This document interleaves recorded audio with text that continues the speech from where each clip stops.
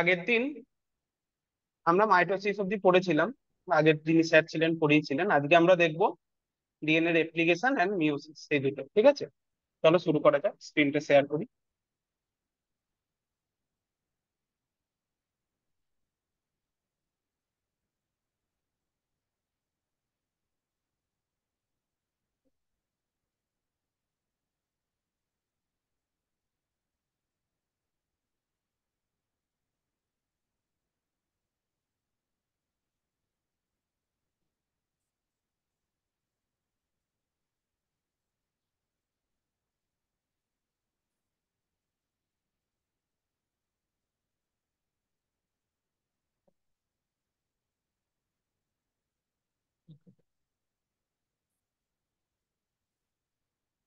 তো ডিএনএ কি আমরা সবাই জানি, ডিঅক্সি রাইবোনিউক্লিক অ্যাসিড, তাই তো? তো ডিএনএ একটা প্রসেসের মাধ্যমে ডবল হয় অ্যাকচুয়ালি, বা এটা কপি তৈরি হয়। সোজাভাবে বলতে গেলে সেটাকে আমরা বলি ইংরেজিতে রেপ্লিকেশন বা বাংলায় প্রতিলিপিকরণ। ঠিক আছে। তো ডিএনএ রেপ্লিকেশন হওয়ার পর কি হয়? ডিএনএ রেপ্লিকেশন হওয়ার পর যে যে কোষগুলো মিওসিস হবে, মিওসিস একটা কোষ বিভাজনের প্রসেস বা প্রক্রিয়া। তো যে কোষগুলো মিওসিস হবে, যেমন একটা উদাহরণ হচ্ছে জনন মাতৃকোষ, সেই কোষগুলোই ডিএনএ রেপ্লিকেশন হওয়ার পর এই ডিএনএ গুলো এখানে ডবল হয়ে গেল। তো ডবল হওয়ার পর মিওসিস 1 এবং মিওসিস 2 এর মাধ্যমে এরা কোষ বিভাজন প্রক্রিয়া সম্পন্ন করে। কিভাবে কি হয় সেগুলো বিশদে আমি পরে যাচ্ছি। প্রথমে আমরা দেখে নিই ডিএনএ রেপ্লিকেশন কি, কিভাবে হয়। ঠিক আছে।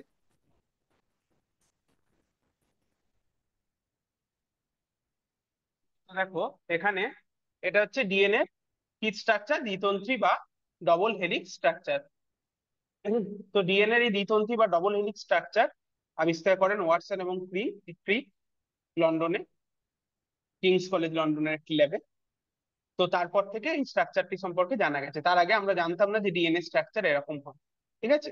দেখো দুটো তন্তু যেন পেঁচানো পেঁচানো আছে, আর মাঝখানে সেগুলো কানেক্ট করা আছে, তাই তো? তো ডিএনএ রেপ্লিকেশন, এই যে প্রসেসটা, এটা কেন্দ্রীয় মতবাদ বা সেন্ট্রাল ডগমার প্রথম প্রসেস বলতে। ডিএনএ থেকে ডিএনএ তৈরি হয় ডিএনএ রেপ্লিকেশনের মাধ্যমে। তারপর ডিএনএ থেকে আরএনএ হয় অন্য একটা প্রসেসে, ট্রান্সক্রিপশন। এরপর আরএনএ থেকে প্রোটিন হয়, ট্রান্সলেশন। ঠিক আছে। তো ডিএনএ রেপ্লিকেশন কি সেটা হচ্ছে লেখা আছে, দেখো। DNA replication is the biological process of producing two identical replicas of DNA from one original DNA molecule। বাংলায় বললে কি হবে? একটা ডিএনএ অণু বা ডিএনএ মলিকিউল থেকে দুটো একই রকম আইডেন্টিক্যাল রেপ্লিকা, মানে একই রকম ডিএনএ তৈরি হয় একটা অরিজিনাল ডিএনএ অণু থেকে বা ডিএনএ মলিকিউল থেকে। সেইটা তৈরি হওয়ার যে বায়োলজিক্যাল প্রসেস বা জৈবিক প্রক্রিয়া, সেটাকে আমরা বলি ডিএনএ রেপ্লিকেশন বা ডিএনএ প্রতিলিপিকরণ। ঠিক আছে, সবাই বুঝেছো? এবার এই প্রসেসটা কিভাবে হয় এত ডিটেলে তোমাদের দরকার নেই, তো আমি এখানে একটু বলছি। দেখো প্রথমে তোমরা একটা ভিডিও দেখে নাও, ভিডিওর পর আমি এই ছবিটা নিয়ে ডিসকাস করবো।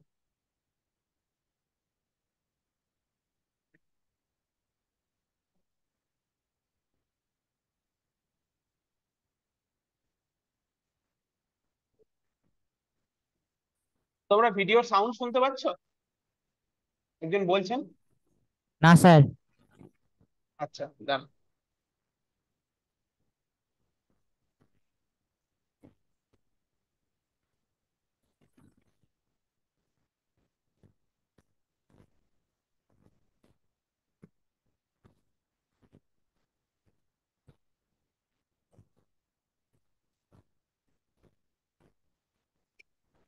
DNA is a molecule made up of two strands, twisted around each other in a double helix এবার শুনতে পাচ্ছ? হ্যাঁ স্যার। আচ্ছা, ঠিক আছে, দেখো, দেখে নাও, তারপর আমি বোঝাচ্ছি। shape. Each strand is made up of a sequence of four chemical bases, represented by the letters A, C, G, and T. The two strands are complementary. This means that wherever there's a T in one strand,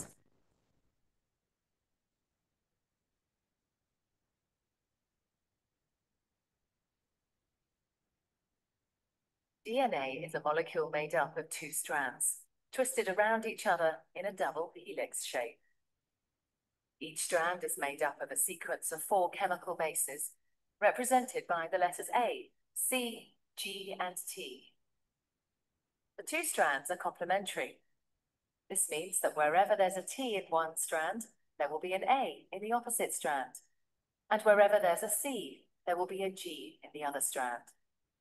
Each strand has a 5' end and a 3' end.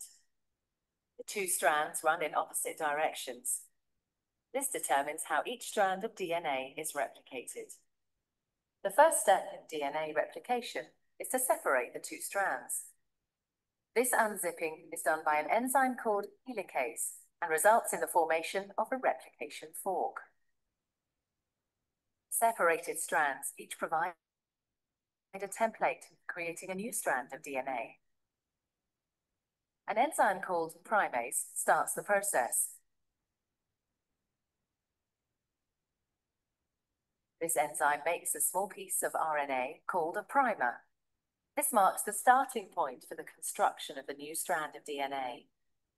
An enzyme called DNA polymerase binds to the primer and will make the new strand of DNA. DNA polymerase can only add DNA bases in one direction, from the 5' end to the 3' end. One of the new strands of DNA, the leading strand, is made continuously, the DNA polymerase adding bases one by one in the 5' to 3' direction. The other strand, the lagging strand, cannot be made in this continuous way because it runs in the opposite direction. The DNA polymerase therefore only make this strand in a series of small chunks called Okazaki fragments.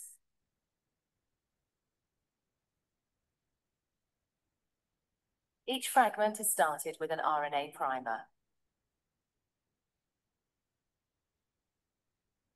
DNA polymerase then adds a short row of DNA bases in the 5' to 3' direction.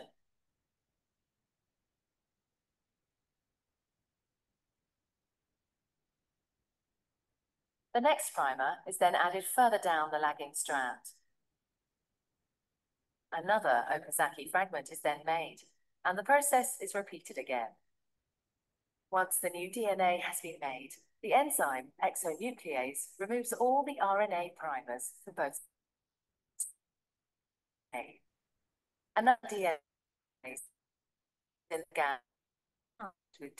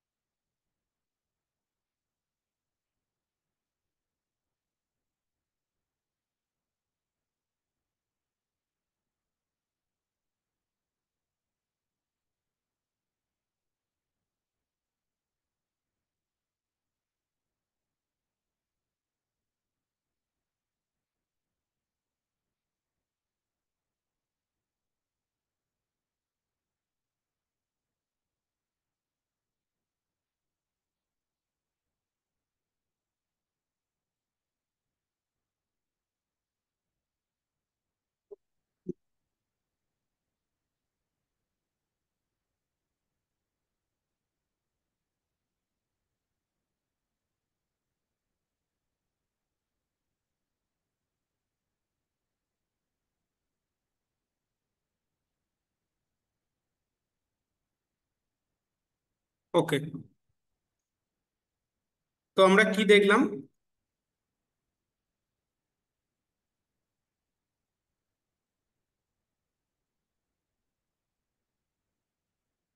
আমরা দেখতে পেলাম যে ভিডিওর প্রথমে আমরা কি দেখতে পেলাম, এবার সাউন্ড ছাড়া দেখো আমি বোঝাচ্ছি।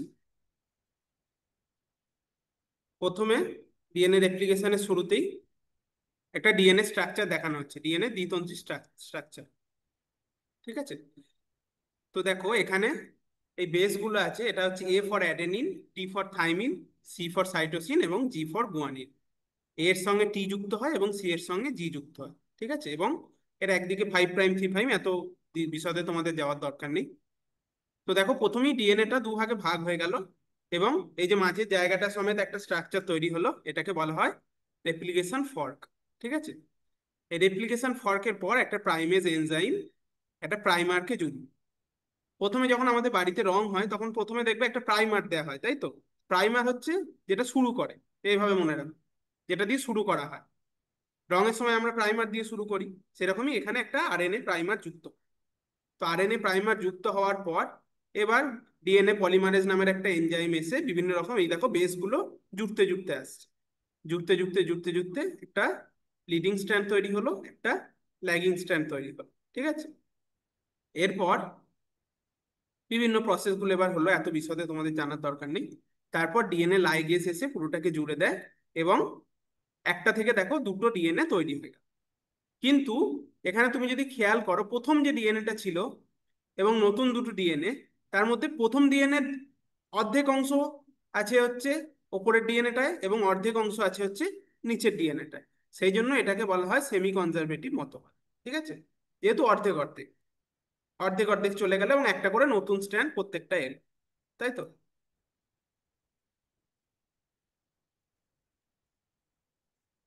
তো ছবির মাধ্যমে আমরা যদি বুঝি, এই যে ডিএনএর এইখানে রেপ্লিকেশন ফর্কটা তৈরি হচ্ছে, আরএনএ প্রাইমার এলো এবং এইদিকে লিডিং স্ট্র্যান্ডের মধ্যে দিয়ে ওরকম ভাবে জুড়তে জুড়তে গেল, তলায় ল্যাগিং স্ট্র্যান্ড বলে যেটা, সেখানেও জুড়তে জুড়তে গেল, এবং এইভাবে দুটো ডিএনএ তৈরি হলো। কিন্তু দেখো নীল কালারের যেগুলো মানে প্রথম ডিএনএ এর কপিগুলো, প্রথম ডিএনএ এর একটা অংশ উপরের ডিএনএটায় আছে, একটা অংশ নিচের ডিএনএটায় আছে, এবং বেগুনি কালার বা ভায়োলেট কালারের যেগুলো সেগুলো নতুন, নতুনগুলো কিন্তু একটা একটা করে আছে। সেই জন্য এটাকে বলা হয় সেমি কনজারভেটিভ মতবাদ। তো রেপ্লিকেশনের মাধ্যমে একটা ডিএনএ থেকে দুটো ডিএনএ তৈরি হলো। এবার কি হবে, জনন মাতৃকোষে একটা সেই ক্রোমোজোম গুলো যে আলাদা হলো, এবার ক্রোমোজোম গুলোর মিওসিস হবে। মিওসিস একটা কোষ বিভাজনের প্রক্রিয়া, কিভাবে হয় আমরা দেখি। Meiosis cell division. তো meiosis is a type of cell division that reduces the number of chromosome in parent cell by half and produces four gamete cells.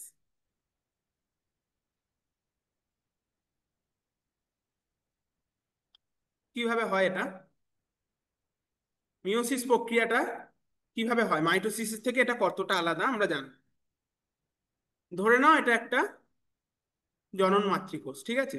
তো প্রত্যেক কোষে আমরা জানি আমাদের ক্রোমোজোম সংখ্যা কটা থাকে, 2n। মানে যদি 23টা করে থাকে, 2n মানে 46টা, তাই তো? তো 2n সংখ্যক দেখো এখানে ক্রোমোজোম আছে, n ইকুয়াল টু যদি 23 হয় তাহলে 2n মানে 46। তো 2n সংখ্যক এখানে ক্রোমোজোম আছে। তো ক্রোমোজোম গুলো প্রথমে অলরেডি রেপ্লিকেটেড অবস্থায় আছে, রেপ্লিকেশন হয়ে গেছে। তারপর দেখো একটা দেখানো হয়েছে এখানে মাইটোসিস কিভাবে হয়, একটা মিওসিস। আমরা প্রথমে মিওসিসটা দেখছি, ঠিক আছে? তো মিওসিসের দু রকম প্রক্রিয়া আছে, দুটো ধাপ আছে পুরো মিওসিস প্রক্রিয়াটা। এইখান থেকে এত দূর অব্দি ধাপকে বলা হয়, প্রথম ধাপটাকে আমরা বলি মিওসিস 1, এবং দ্বিতীয় ধাপটা যেটা মাইটোসিসের মতোই সেটাকে আমরা বলি মিওসিস 2। তো মিওসিস 1 প্রথমেই হবে অবশ্যই। তো প্রথমে কি হয়, মিওসিস 1 এর আবার চারটে ভাগ আছে মাইটোসিসের মতোই, প্রোফেজ 1, মেটাফেজ 1, অ্যানাফেজ 1 এবং টেলোফেজ 1। তো মিওসিস বুঝতে গেলে তোমাদেরকে প্রথমে কয়েকটা বিষয়ে খুব স্পষ্ট একটা ধারণা থাকা দরকার। সেটা হচ্ছে সমসমস্ত ক্রোমোজোম, ঠিক আছে, বা হোমোলোগাস ক্রোমোজোম। হোমোলোগাস ক্রোমোজোম কাকে বলে, যে একই রকম দুটো ক্রোমোজোম, সেগুলোকে বলা হয় সমসমস্ত ক্রোমোজোম।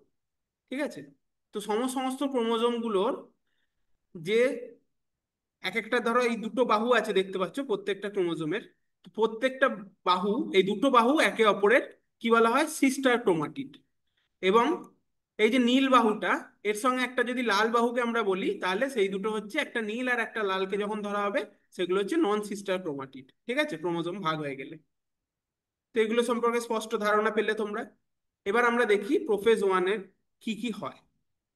ঠিক আছে, প্রথমে এই যে বেম তন্তু গঠন হলো সেন্ট্রিওল থেকে, এবং এইখানে প্রোফেজ ওয়ানে কি হয়, একটা খুব ইম্পর্টেন্ট প্রক্রিয়া হয়, যেটাকে আমরা বলি হচ্ছে ক্রসিং ওভার। কিভাবে হয় চলো আমরা দেখে নিই। এই দেখো, হোমোলোগাস ক্রোমোজোম আমি বলেছি, এই নীল এবং লাল এই দুটো হচ্ছে হোমোলোগাস ক্রোমোজোম, তাই তো। তো নীল ক্রোমোজোমটার একটা যদি আমরা ক্রোমাটিড ধরি এবং লাল ক্রোমোজোমটার একটা যদি ক্রোমাটিড ধরি, সেগুলোকে আমরা কি বলবো, নন সিস্টার ক্রোমাটিড। এবং একই ক্রোমোজোমের যদি দুটো ক্রোমাটিড হয় তখন আমরা বলবো সিস্টার ক্রোমাটিড। মানে দুটো নীল যদি হয় তাহলে সিস্টার ক্রোমাটিড, দুটো লাল যদি হয় তাহলে সিস্টার ক্রোমাটিড, কিন্তু একটা নীল এবং একটা লাল যদি হয় তখন আমরা বলবো নন সিস্টার ক্রোমাটিড। তো কি হয়, ক্রসিং ওভারে কি হয়, এই হোমোলোগাস ক্রোমোজোমগুলো অ্যালাইনমেন্ট হওয়ার পর বা একসাথে থাকার পর, এই দেখতে পাচ্ছ নীল এবং লাল ক্রোমোজোমটা এই নিচের দিকটা দেখো জুড়ে গেছে, জুড়ে গেছে তো। এরপর এই নীল ক্রোমোজোমটার এই পার্টটা চলে যাবে লাল ক্রোমোজোমে, এবং লাল ক্রোমোজোমের একই পার্টটা চলে আসবে নীল ক্রোমোজোম। তাহলে কি হলো, এই দেখো দেখা যাচ্ছে নতুন যে গঠনটা হয়েছে সেখানে নীল ক্রোমোজোমের সাথে একটা লাল অংশ জুড়ে রয়েছে এবং লাল ক্রোমোজোমের সাথে একটা নীল অংশ জুড়ে রয়েছে। তো এই যে প্রক্রিয়াটা হলো এটাকে আমরা বলি রিকম্বিনেশন। ঠিক আছে, রিকম্বিনেশন, ক্রসিং ওভারের ফলে রিকম্বিনেশন হয়, এবং রিকম্বিনেশন হওয়ার ফলে যে নতুন দুটো ক্রোমাটিড গঠন হলো সেগুলোকে আমরা বলছি রিকম্বিনেন্ট ক্রোমাটিড, মানে পুনর্গঠিত, তাই তো। নীল এবং লাল দেখো দুটোর মধ্যেই দুটোই আছে। এবং এটাই হলো আমাদের মধ্যে দেখো, তুমি আর তোমার ভাই বা তুমি আর তোমার বন্ধু কেউ তো একরকম নও, সমস্ত স্বভাব চরিত্র বা তোমাদের দেখতেও একরকম নও। এই যে আমাদের মধ্যে এই যে বৈচিত্র্যটা আসছে, এই বৈচিত্র্যটার মূল উৎস হচ্ছে এই রিকম্বিনেশন বা ক্রসিং ওভার। ঠিক আছে, বা একটা জীব থেকে বলতে পারো যে সেই অ্যামিবা থেকে গঠন হতে হতে হতে হতে বিবর্তনের মাধ্যমে আমরা মানুষ হয়েছি। তো সেইটারও মূল উৎস হচ্ছে এই রিকম্বিনেশন। এই রিকম্বিনেশন হতে হতে হতে হতে একসময় এমন পরিবর্তন হয় যে একটা অন্য প্রজাতির উৎপত্তিও হতে পারে। তো এই রিকম্বিনেশন হওয়ার ফলে দুটো ক্রোমাটিড তৈরি হলো ক্রসিং ওভারের ফলে। তো ওপরের ক্রোমাটিড গুলো যেগুলো আগের মতোই আছে সেগুলোকে বলি রিকম্বিনেন্ট ক্রোমাটিড, এবং যেগুলো ক্রসিং ওভার হয়েছে সেগুলোকে আমরা বলবো নন রিকম্বিনেন্ট ক্রোমাটিড। বুঝেছো সবাই? তো প্রোফেজের পর আমরা আবার আগের ছবিটায় ফিরে যাই। প্রোফেজের পর আবার কি হবে, মেটাফেজ হবে। মেটাফেজের পর অ্যানাফেজ। অ্যানাফেজে আচ্ছা, মেটাফেজে কি হয় দেখে নাও, টেট্রাস লাইন আপ, টেট্রাড যেগুলো তৈরি হচ্ছে সেগুলো লাইন আপ হবে অ্যালং দ্য মেটাফেজ প্লেট। মেটাফেজের এই যে প্লেটটা গঠন হয় সেখানে একটা লাইন করে টেট্রাড গুলো থাকে। তারপর অ্যানাফেজে কি হয়, হোমোলোগাস ক্রোমোজোম গুলো একে অন্যের থেকে আলাদা হয়ে দূরে চলে যেতে থাকে।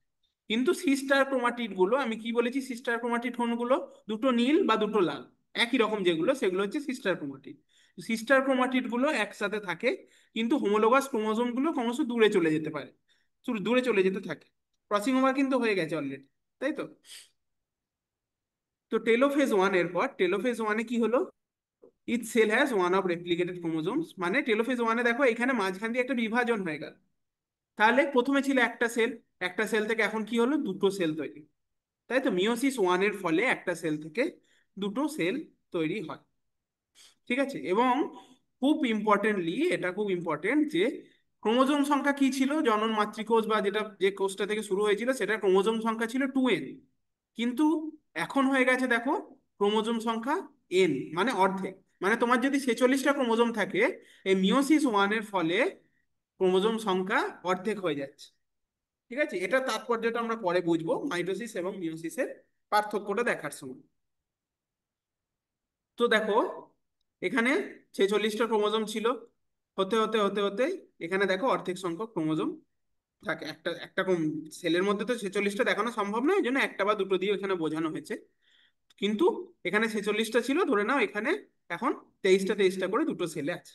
ঠিক আছে, এই যে দুটো সেল ভাগ হলো, এই দুটো সেল থেকে আবার মাইটোসিসের মতোই মিওসিস 2 বলে একটা প্রসেস আছে, যেটার মাধ্যমে দুটো থেকে চারটে সেল। কিন্তু এখানে কিন্তু এন থেকে আবার n/2 হবে না, ক্রোমোজোম সংখ্যা, ক্রোমোজোম সংখ্যা এনই থাকবে। মানে মাইটোসিসে কি হয়, মাইটোসিসে 2n থেকে দুটো 2n গঠিত হয়, কিন্তু মিওসিস 2 তে কি হচ্ছে, এন থেকে দুটো এন গঠিত হচ্ছে। মানে শুধু ক্রোমোজোম সংখ্যাটা অর্ধেক আছে এই যা, নাহলে ব্যাপারটা পুরোটাই একই, মাইটোসিস এবং মিওসিস টু।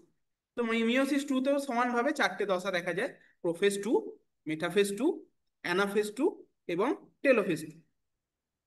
ঠিক আছে।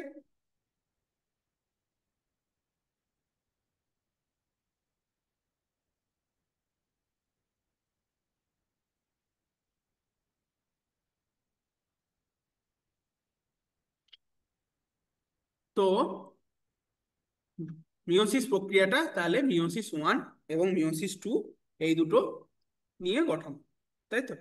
তাহলে মিওসিসটা তুমি যদি প্রথম থেকে দেখো, একটা সেল ছিল, তাই তো? একটা সেল ছিল। এবার আমি দেখাচ্ছি তোমাদেরকে দেখে।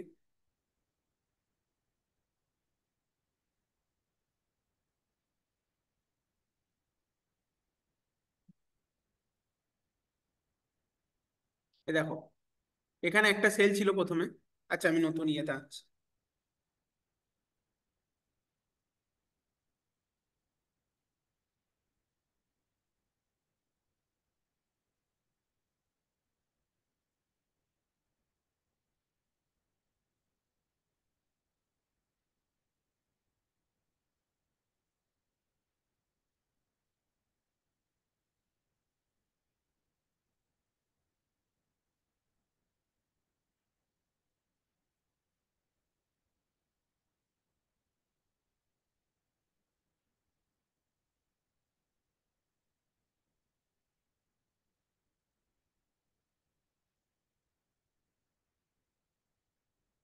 দেখো, মিওসিস ওয়ানের প্রথমে একটা সেল ছিল। তো একটা সেলের ক্রোমোজোম সংখ্যা কি ছিল? 2n। এটাকে আমরা ধরে নিলাম একটা জনন মাত্র, ঠিক আছে। এরপর মিওসিস হলো। মিওসিসের ফলে কি হলো? মিওসিস ওয়ান হলো। এখানে M1 আমি লিখে দিলাম, মিওসিস ওয়ান। ঠিক আছে। তো মিওসিস ওয়ানের ফলে একটা থেকে দুটো সেল গঠন হলো, এবং প্রত্যেকটা ক্রোমোজোম সংখ্যা কি হলো? n। n হলো। তো এরপর কি হবে? এর পরের প্রসেসটা যেটা বললাম, মিওসিস টু হবে, M2।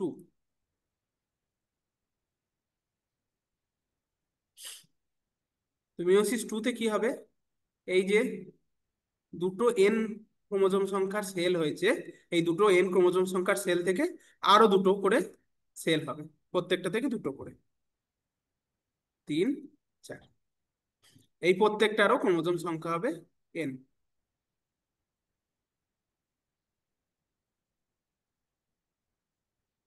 তাহলে এই যে মিওসিস ওয়ান, মিওসিস ওয়ানে কি হচ্ছে? ক্রোমোজোম সংখ্যা অর্ধেক হয়ে যাচ্ছে, তাই তো? 2n থেকে n হচ্ছে। সেই জন্য মিওসিস ওয়ানকে আমরা বলি, কি বলি?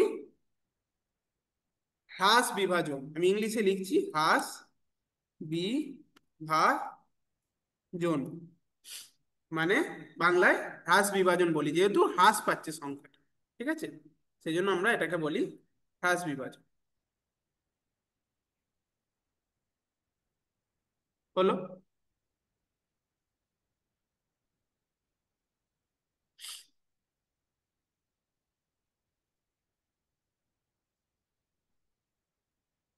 আচ্ছা, হ্রাস বিভাজনের পর এই যে মিওসিস টু হচ্ছে, মিওসিস ওয়ানটা হলো হ্রাস বিভাজন, মিওসিস টুটা কি হচ্ছে? এন সংখ্যক থেকে এন সংখ্যক ক্রোমোজোমেরই আরো ডবল সেল তৈরি হচ্ছে, দুটো থেকে চারটে হচ্ছে। সেই জন্য, যেহেতু ক্রোমোজোম সংখ্যা অপরিবর্তিত থাকছে, সেই জন্য এটাকে আমরা বলি সমবিভাজন। ঠিক আছে। তাহলে মিওসিসের দুটো ভাগ কি কি? মিওসিস ওয়ান এবং মিওসিস টু। মিওসিস ওয়ানকে আমরা বলি হ্রাস বিভাজন এবং মিওসিস টু কে বলি সমবিভাজন। তাহলে মিওসিসের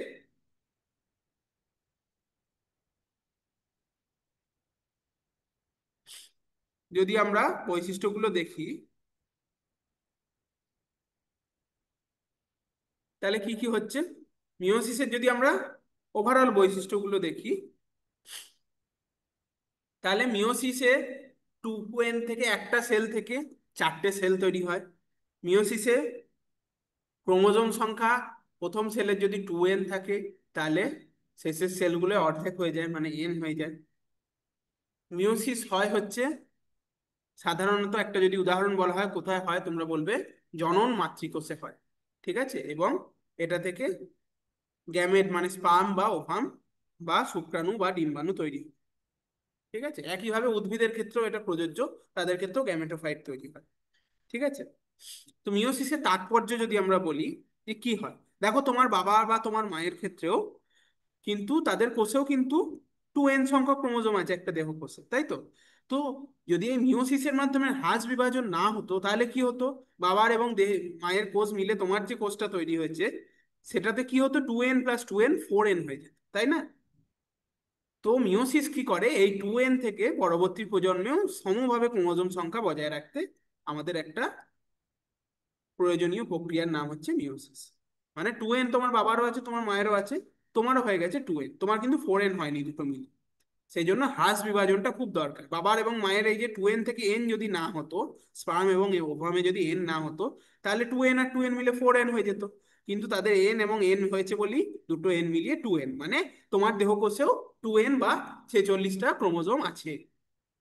এটা হচ্ছে মিওসিসের একটা অন্যতম তাৎপর্য, যেটা মাইটোসিস হলে কিন্তু হতো না। যদি জনন মাতৃকোষে মাইটোসিস হতো তাহলে কি হতো, একটা জনন মাতৃকোষ থেকে দুটো কোষ তৈরি হতো, কিন্তু তাদের সংখ্যা হতো 2n করে ক্রোমোজোম সংখ্যা। তাহলে আমরা যদি পরীক্ষায় আসে মাইটোসিস এবং মিওসিসের তফাৎ কি, তাহলে প্রথমেই বলবে একটা স্থানের তফাৎ, মানে কোন কোষে হয়। তো প্রথমে মাইটোসিস কিসে হয়, মাইটোসিস হয় হচ্ছে সাধারণ দেহ কোষে হয়, একটা উদাহরণ দিতে পার।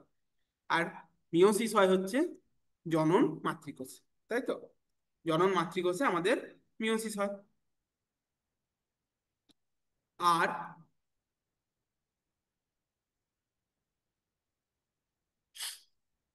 আর একটা উদাহরণ যদি আমরা বলি, তাহলে মাইটোসিসে ক্রোমোজোম সংখ্যা মাতৃকোষে এবং অপত্য কোষে সম থাকে, মানে 2n থাকলে 2nই থাকে। কিন্তু মিওসিসের ক্ষেত্রে মাতৃকোষ এবং অপত্য কোষে ক্রোমোজোম সংখ্যা অর্ধেক হয়ে যায়, 2n থেকে n হয়ে যায়।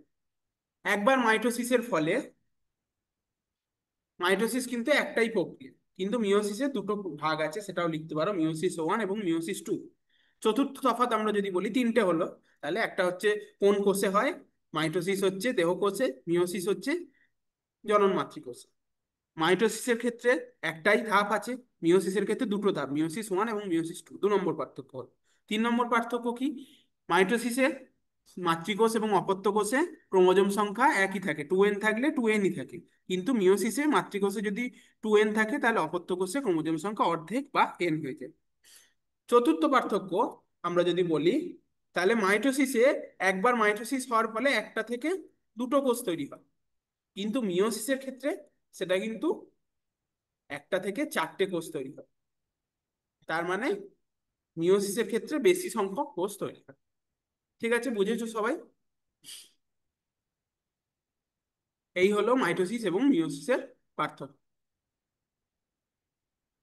আর একটা জিনিস তোমরা বলতে পারো, মিওসিসের ক্ষেত্রে এই যে ক্রসিং ওভার হয়, সেটা হচ্ছে আমাদের এই যে পরিবর্তন বা বিবর্তন বা একজনের সঙ্গে একজন আলাদা হয়ে যায় সেটা উৎস, কিন্তু মাইটোসিসে কোনো রকম ক্রসিং ওভার হয় না। এটা তোমরা 5 নম্বর পার্থক্য হিসাবে দেখাতে পারো।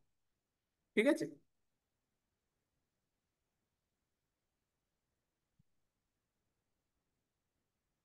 তো আজকে আমরা পড়লাম ডিএনএ রেপ্লিকেশন, এবং ডিএনএ রেপ্লিকেশনের পর এই যে মিওসিস প্রক্রিয়াটা হচ্ছে, মিওসিসে প্রথমে মিওসিস 1-এ একটা থেকে দুটো কোষ তৈরি হচ্ছে, এবং যেখানে কি হচ্ছে, ক্রসিং ওভার হচ্ছে। ক্রসিং ওভার হওয়ার পর 2n থেকে n ক্রোমোজোম বিশিষ্ট দুটো কোষ তৈরি হচ্ছে, একটা 2n থেকে n ক্রোমোজোম বিশিষ্ট দুটো কোষ তৈরি হচ্ছে। এবং n ক্রোমোজোম বিশিষ্ট এই যে দুটো কোষ, তার থেকে আবার প্রত্যেকটা থেকে দুটো করে n ক্রোমোজোম বিশিষ্ট কোষই তৈরি হচ্ছে, মিওসিস 2 প্রক্রিয়া। তাহলে মিওসিস 1 এবং মিওসিস 2 এই দুটো মিলে পুরো মিওসিস প্রক্রিয়াটা সম্পন্ন করছে। ঠিক আছে,